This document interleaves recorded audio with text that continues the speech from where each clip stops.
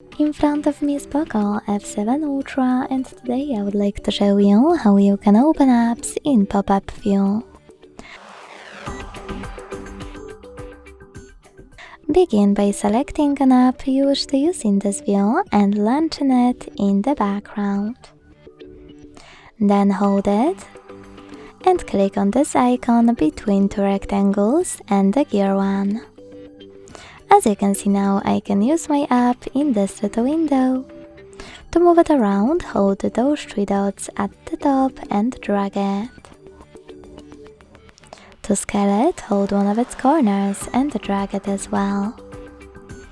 If you want to make it into a bubble, you can always click on Home button and swipe Tiny Window to the side. Then click on your bubble and tap on Tiny Window. To use more options of pop-up view, click on those three dots and try all of those.